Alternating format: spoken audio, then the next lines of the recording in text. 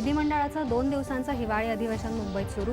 शेतकऱ्यांचे प्रश्न, मराठा आरक्षण या मुद्द्यांवर सत्ताधारी आणि विरोधकांमध्ये आरोप प्रत्यारोप. विधिमंडळाच्या दोन्ही सभागृहात 21,992 कोटी 51,88,000 रुपयांच्या पुरवणी मागण्या सादर. महिलांवरच्या अन्याय आणि अत्याचाराबाबतचं शक्ती विधेयक विधानसभेत सादर. अधिवेशन अधिक काळासाठी होऊन लोकहिताच्या प्रश्नांवर चर्चा व्हावी यासाठी सत्ताधारी आणि विरोधक यांनी एकत्रित बसून नियमावली करावी, विधानसभा अध्यक्षांची सूचना. सत्ताधारी चर्चेपासून पळ काढत असून शेतकऱ्यांचे आणि विविध वर्गांचे प्रश्न तडीस लावण्यासाठी विरोधी पक्षांचा आवाज अधिक बुलंद करणार देवेंद्र फडणवीस. विरोधकांकडे कोणतेही मुद्दे नसल्यानं ते केवळ राजकारण करत आहेत, उपमुख्यमंत्री अजित पवार यांचा विरोधकांवर आरोप. शेतकरी आंदोलनासंदर्भात केंद्रीय गृहमंत्री अमित शहा यांच्या घरी बैठक. केंद्रीय मंत्री नरेंद्र सिंग तोमर आणि पियुष गोयल उपस्थित. कृषी कायद्याबाबत भाजपा नेत्यांकडून विविध ठिकाणी जनजागृती. आंतरराष्ट्रीय कोरोना विषाणू लघुपट महोत्सवाला माहिती आणि प्रसारण मंत्री प्रकाश जावडेकर यांनी केलं संबोधित. देशात 27,071 नव्या कोरोनाबाधित रुग्णांची नोंद. 336 रुग्णांचा कोरोनामुळे मृत्यू, तर 30,695 रुग्ण कोरोनामुक्त. आणि राज्यात काल दिवसभरात 3,717 नव्या कोरोनाबाधित रुग्णांची नोंद. 70 कोरोना रुग्णांचा मृत्यू, तर 3,083 कोरोना रुग्ण उपचारानंतर बरे. नमस्कार. एकच्या बातमीपत्रात मी जाई वैशंपायन आपलं स्वागत करते. आता पाहूया बातम्या विस्तारानं.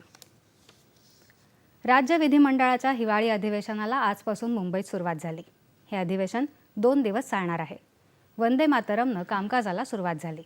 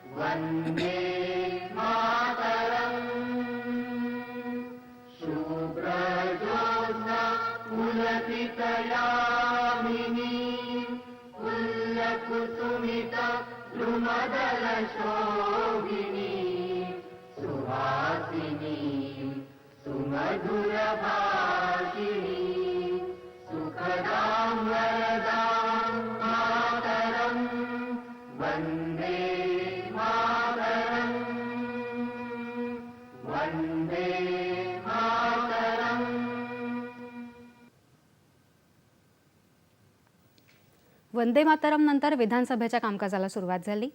शेतकऱ्यांचे प्रश्न, मराठा आरक्षण या मुद्द्यांवर सत्ताधारी आणि विरोधकांमध्ये आरोप प्रत्यारोप झाले. आमदार रवी राणा काळा बॅनर परिधान करून सभागृहात आले. तर 2 दिवसाच्या अधिवेशनात 10 विधेयकांवर विस्तृत चर्चा कशी होईल अशी विचारणा आमदार सुधीर मुनगंटीवार यांनी सभागृहात केली.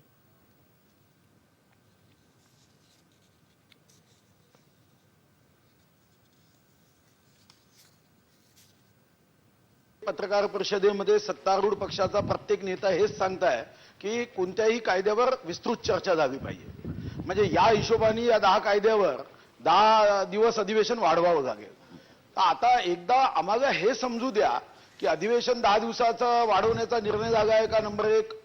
नंबर 2, या 10 बिलापैकी स्पेसिफिक कोणतं बिल तुम्ही घेणार आहात, म्हणजे आम्हाला त्याच्यावर अभ्यास करता येईल.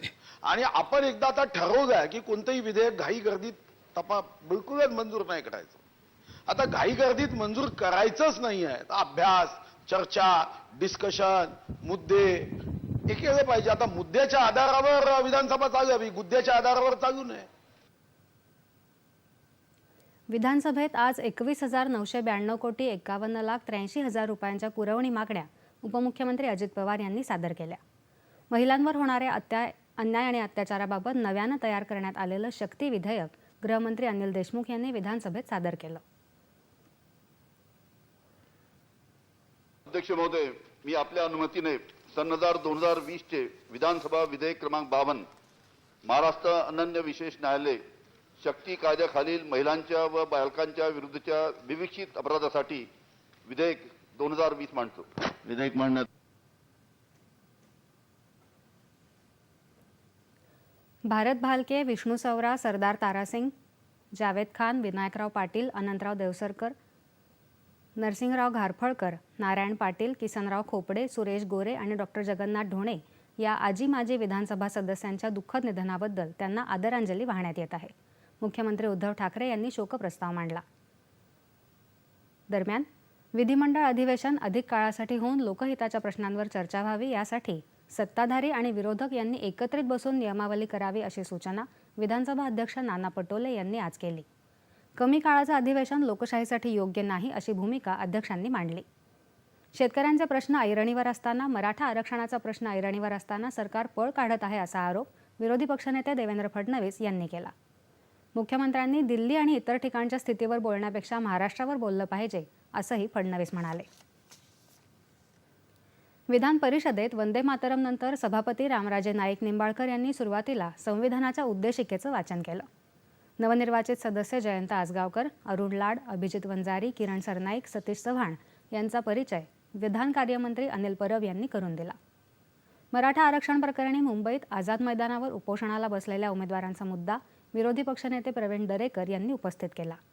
हा प्रश्न संवेदनशील असल्याबाबत आपण सहमत आहोत, मात्र चर्चेत विषय आणून सरकारकडून उत्तर घ्या अशी सूचना सभापतींनी केली.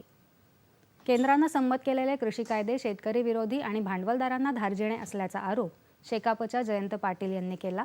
त्याला विरोधी पक्षाच्या सदस्यांनी विरोध केला. वित्त राज्यमंत्री शंभूराजे देसाई यांनी पुरवणी मागण्या सादर केल्या. सभापतींनी डॉक्टर सुजित तांबे, प्रसाद लाड, गोपीकिसन बाजोरिया, सतीश चव्हाण यांची तालिका सभापती म्हणून नियुक्ती जाहीर केली. बिहार आणि अरुणाचल प्रदेशचे माजी राज्यपाल राम प्रधान, माजी राज्यमंत्री विनायकराव पाटील आणि संदेश कोंडविलकर या माजी विधान परिषद सदस्यांच्या निधनाबद्दल त्यांना आदरांजली वाहणारा शोकप्रस्ताव विधान कार्यमंत्री अनिल परब यांनी सभागृहात मांडला.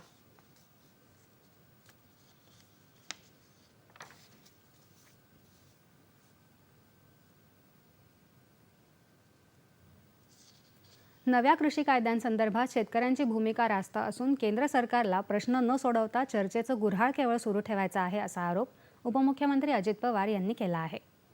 अधिवेशनापूर्वी आज विधिमंडळ परिसरात ते वार्ताहरांशी बोलत होते. मराठा आरक्षण सर्वोच्च न्यायालयात टिकावं यासाठी सरकार प्रयत्नशील आहे. विरोधी पक्षांकडे कोणतेही मुद्दे नाहीत. नुकत्याच झालेल्या विधान परिषद निवडणुकीत त्यांचा पराभव झाला असून विरोधक केवळ राजकारण करत असल्याचा आरोप पवार यांनी यावेळी केला. राज्यामधल्या किंवा देशातल्या शेतकऱ्यांना बदनाम करण्याचं काम जर कोण करत असेल तर तसल्यांचा कधीही शेतकरी लोक विचार त्या ठिकाणी करणार नाही. शेतकरी हा कष्टकरी करणारा माणूस आहे. त्यांची भूमिका रास्त आहे. चर्चेच्या द्वारे ती भूमिका मध्ये मार्ग निघू शकतो, परंतु नुसतं चर्चेचं गुऱ्हाळ चाललेलं आहे. यांना प्रश्न सोडवायचे. मराठा आरक्षण तसंच शेतकरी प्रश्नांवरून विरोधकांनी आज विधिमंडळ परिसरातल्या पायऱ्यांवर राज्य सरकारविरोधात घोषणाबाजी केली.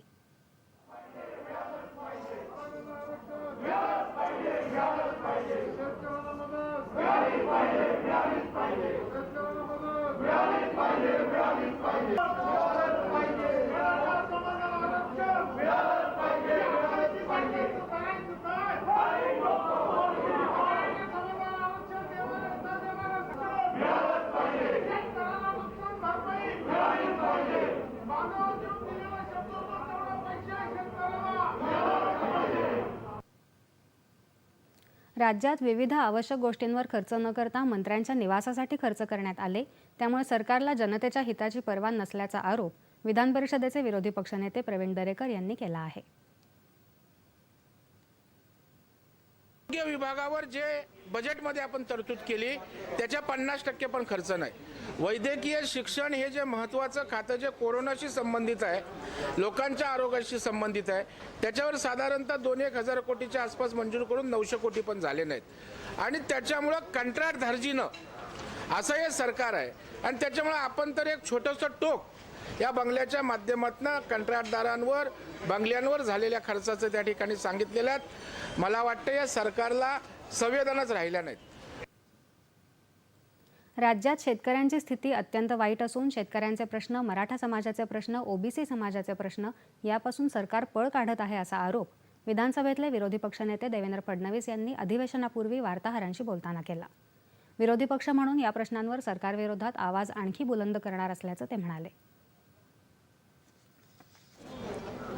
यामध्ये पूर्णपणे सरकारने घोळ घातला असताना आता विधानसभेपासून देखील पळ काढण्याचं काम हे सरकार करत आहे. केवळ एक दिवसाचं अधिवेशन या सरकारने घेतलं. आजचं अधिवेशन हे केवळ शोक प्रस्तावाचं असतं. त्यामुळे उद्या केवळ 6 तासाचं अधिवेशन आहे आणि आता त्याच्यामध्ये 10 विधेयकं या सरकारने दाखवले आहेत. याचा अर्थ चर्चाच करायची नाही, केवळ वेळ काढून द्यायचा. आणि त्यातही मागच्या वेळेस आपण बघितलं की सत्तारूढ पक्षांनीच गोंधळ घातला आणि जाणीवपूर्वक चर्चा होऊ दिली नाही. मला असं वाटतं कुठेतरी लोकांचे प्रश्न मांडता येऊ नये, शेतकऱ्यांना न्याय मिळू नये, मराठा समाजाचे प्रश्न, ओबीसी समाजाचे प्रश्न ऐरणीवर येऊ नये म्हणून या सरकारच्या वतीनं अधिवेशनातनं पळ काढला जातो. मुंबईत विधिमंडळ अधिवेशनादरम्यान मराठा क्रांती मोर्चासाठी विविध ठिकाणांहून कार्यकर्ते मार्गस्थ झाले आहेत. कोल्हापूरहून मुंबईला येण्यासाठी रॅली निघणार होती, मात्र पोलिसांनी त्यासाठी परवानगी नाकारली. मराठा क्रांती मोर्चाच्या पदाधिकाऱ्यांनी आज पुणे बंगळुरू महामार्गावर घोषणाबाजी केली.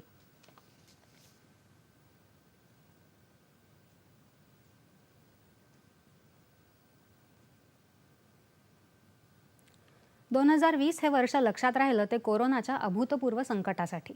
पण संकटाच्या या काळातही देशात आणि जगभरात अनेक महत्त्वाच्या घडामोडी घडल्या. या घडामोडींचा आढावा घेणार आहोत दृष्टिक्षेप 2020 या कार्यक्रमातून.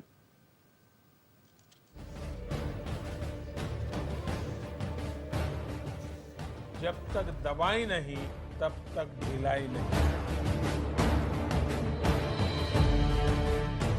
माझे कुटुंब माझी जबाबदारी. हम भारत को आत्मनिर्भर बनाकर रहेंगे. देश में एमएसपी भी रहेगी और किसानों को कहीं पर भी अपनी उपज बेचने की आजादी भी रहेगी. भारत पूरी दृढ़ता से देश की एक एक इंच जमीन की, देश के स्वाभिमान की रक्षा करेगा. भारत माता की जय. सियावर रामचंद्र की जय. सिया राम. सीएए पास होने के बाद देश भर में भ्रम फैलाने का काम किया.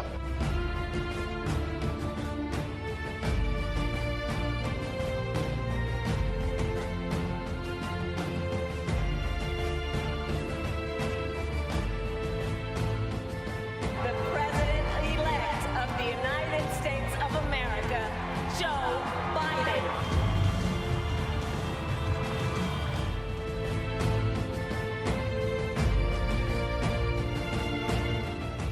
या वर्षभरातल्या महत्त्वाच्या घटनांचा आढावा घेणार आहोत दृष्टिक्षेप 2020 या 6 भागांच्या मालिकेतून. तेव्हा पाहायला विसरू नका. 26 डिसेंबर ते 31 डिसेंबर या कालावधीत रोज रात्री 8:30 ते 9:30 या वेळेत दृष्टिक्षेप 2020 फक्त सह्याद्री वाहिनीवर.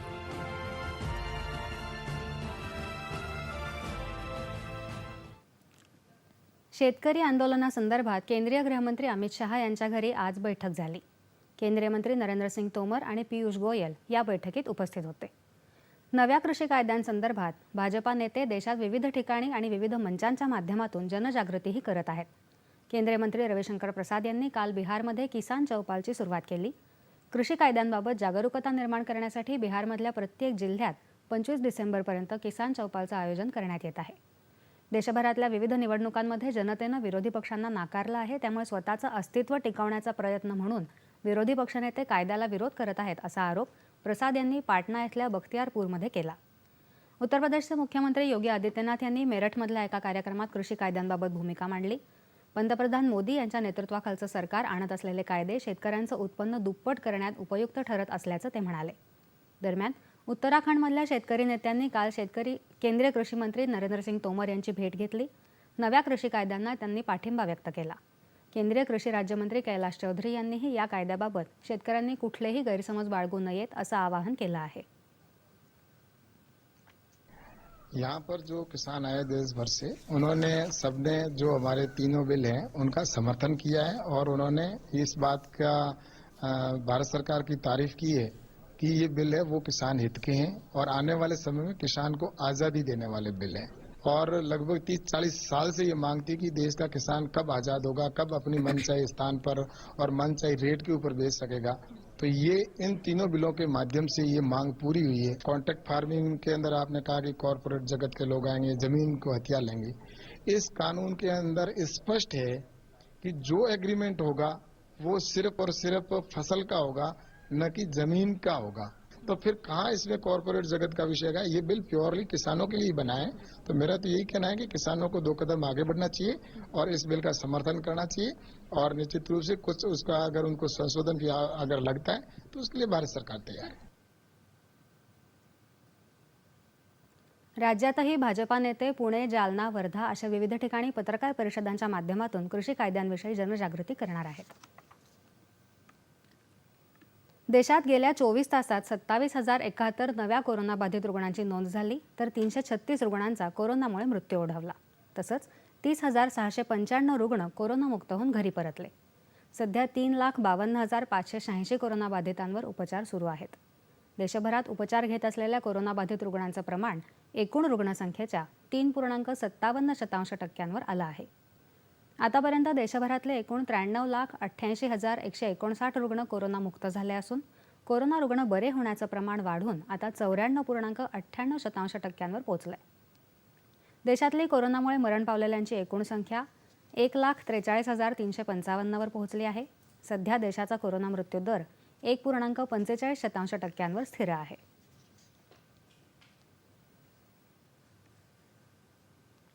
राज्यात काल दिवसभरात 3,717 नव्या कोरोनाबाधित रुग्णांची नोंद झाली, तर 70 कोरोना रुग्णांचा मृत्यू झाला. 3,083 कोरोना रुग्ण उपचारानंतर बरे होऊन काल घरी परतले. राज्यात आतापर्यंत 17,57,005 रुग्ण कोरोनामुक्त झाले आहेत. राज्यात सध्या 74,104 रुग्ण विविध रुग्णालयांमध्ये उपचार घेत आहेत. राज्यात सध्या 5,12,587 व्यक्ती गृहविलगीकरणात, तर 4,403 व्यक्ती संस्थात्मक विलगीकरणात आहेत. कोरोना परिस्थिती बिघडू नये यासाठी देशभरातले शाळा महाविद्यालये बंद ठेवण्यात आली होती. आता प्रादुर्भाव कमी झाल्यानंतर आवश्यक ती सर्व कोरोना काळजी घेऊन ठिकठिकाणच्या परिस्थितीनुसार शाळा पुन्हा सुरू करण्यात येत आहेत. नागपूर जिल्ह्यात ग्रामीण भागात आजपासून शाळा सुरू होत आहेत. शाळांमध्ये सामाजिक अंतर, सॅनिटायझेशन अशा नियमांचं काटेकोर पालन करत विद्यार्थी आणि शिक्षकांच्या सुरक्षेची काळजी घेतली जात आहे. मध्यंतरीच्या काळात ऑनलाईन पद्धतीनं शिक्षण सुरू असलं तरी जवळपास 9 महिन्यांनंतर शाळेत प्रत्यक्ष प्रवेश करायला मिळाल्यामुळे विद्यार्थ्यांमध्ये उत्साहाचं वातावरण आहे.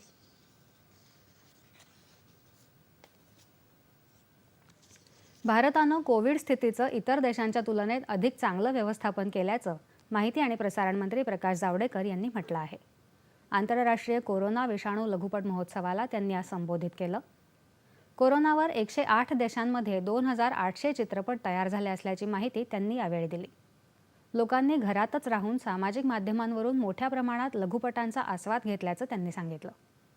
सरकार लघुपटांना प्रोत्साहन देत असून इफ्फी महोत्सवातही लघुपट असतील असंही ते म्हणाले.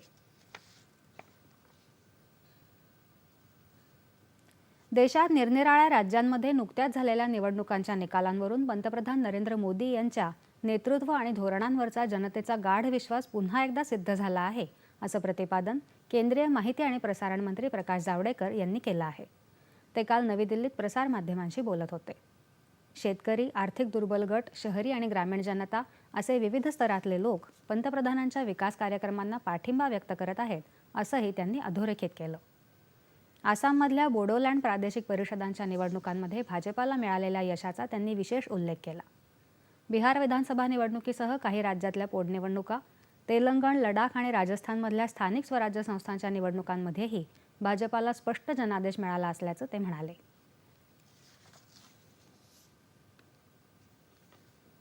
आगामी केंद्रीय अर्थसंकल्प 2021-22च्या पार्श्वभूमीवर वित्तमंत्री निर्मला सीतारामन यांनी आजपासून अर्थसंकल्प पूर्व चर्चा सुरू केली.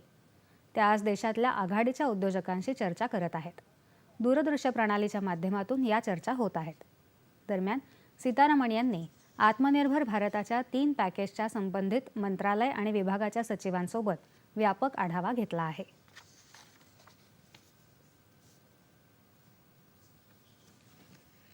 आधुनिक वाल्मिकी म्हणून ओळख असलेल्या गदिमांचा आज स्मृतिदिन.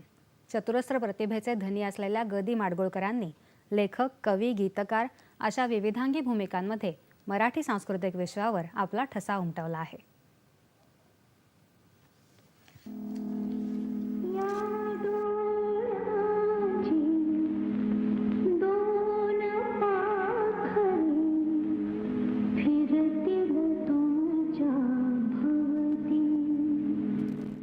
गजानन दिगंबर माडगुळकर अर्थात ग.दी.मा. मराठी साहित्य क्षेत्रातला महाकवी. वयाच्या 16-17व्या वर्षी गदिमांनी मराठी चित्रपटसृष्टीत प्रवेश केला. ब्रह्मचारी, ब्रँडीची बाटली यासारख्या चित्रपटात त्यांनी सहाय्यक नट म्हणून भूमिका केल्या. भक्त दामाजी, पहिला पाळणा या चित्रपटामध्ये त्यांना पहिल्यांदा गीत लेखनाची संधी मिळाली. त्यानंतर लोकशाहीर रामजोशी या चित्रपटात त्यांनी कथा, पटकथा, संवाद, गीत अशी चौफेर कामगिरी बजावली. मराठी चित्रपटांसाठी त्यांनी 157 पटकथा आणि 2000हून अधिक गाणी लिहिली. वंदे मातरम, गुळाचा गणपती, जगाच्या पाठीवर, प्रपंच, मुंबईचा जावई यासारख्या अनेक चित्रपटांचा यात समावेश आहे. गदिमा, सुधीर फडके आणि राजा परांजपे या त्रिकुटानं त्यावेळी मराठी चित्रपटांमध्ये सुवर्णकाळ निर्माण केला. त्याबरोबरच हिंदी चित्रपटसृष्टीतही 25 पटकथा लिहून गदिमांनी आपला ठसा उमटवला. व्ही. शांताराम यांचा नवरंग, गूंज उठी शहनाई, तूफान और दिया हे चित्रपट पटकथाकार म्हणून गदिमांचेच. शाहीर कवने, पोवाडे लिहून त्यांनी स्वातंत्र्य लढ्यात अप्रत्यक्षपणे का होईना पण आपलं योगदान दिलं. गदिमांनी स्वतः शब्दबद्ध केलेलं आणि सुधीर फडके यांनी संगीतबद्ध केलेलं गीत रामायण वर्षभर अखंडितपणे चाललेला आकाशवाणीच्या इतिहासातला एकमेव कार्यक्रम ठरला आणि त्यातूनच गदिमांना महाकवी आणि आधुनिक वाल्मिकी असं संबोधलं जाऊ लागलं. या गीत रामायणाचं हिंदी, गुजराती, कन्नड, बंगाली, तेलुगू, संस्कृत अशा विविध भाषांमध्ये भाषांतरही केलं गेलं. भारत सरकारनं त्यांना पद्मश्री देऊन गौरवलं.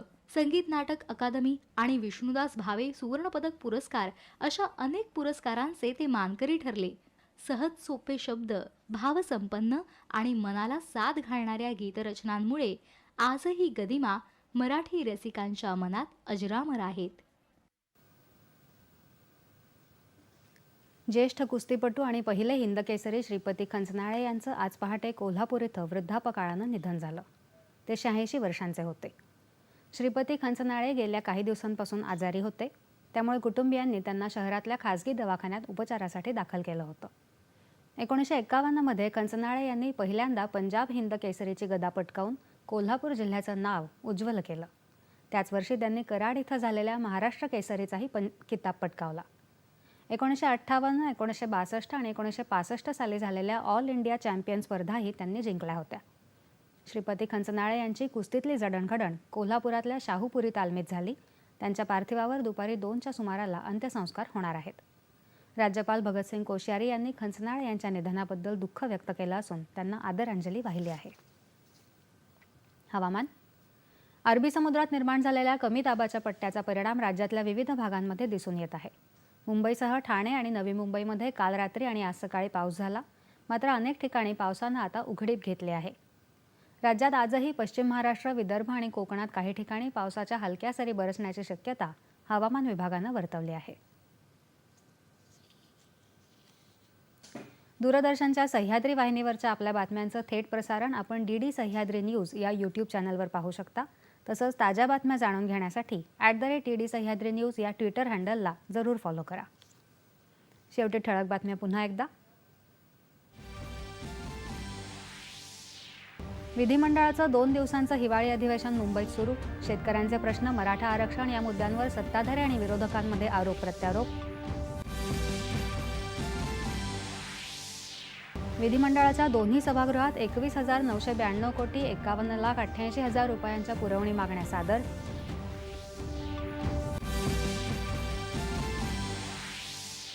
महिलांवरच्या अन्याय आणि अत्याचाराबाबतचं शक्ती विधेयक विधानसभेत सादर.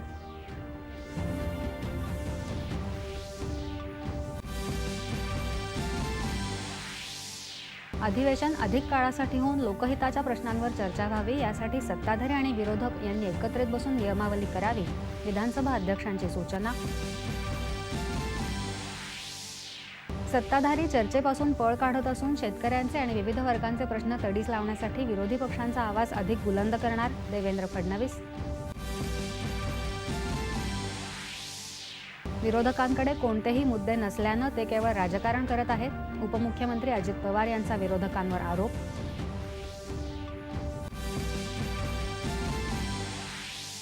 शेतकरी आंदोलनासंदर्भात केंद्रीय गृहमंत्री अमित शहा यांच्या घरी बैठक, केंद्रीय मंत्री नरेंद्र सिंग तोमर आणि पियुष गोयल उपस्थित. कृषी कायद्याबाबत भाजपा नेत्यांकडून विविध ठिकाणी जनजागृती. आंतरराष्ट्रीय कोरोना विषाणू लघुपट महोत्सवाला माहिती आणि प्रसारण मंत्री प्रकाश जावडेकर यांनी केलं संबोधित.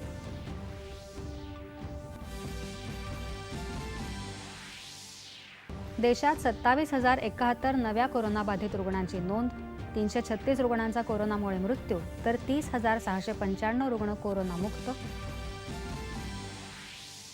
आणि राज्यात काल दिवसभरात 3,717 नव्या कोरोनाबाधित रुग्णांची नोंद, 70 कोरोना रुग्णांचा मृत्यू, तर 3,083 कोरोना रुग्ण उपचारानंतर बरे.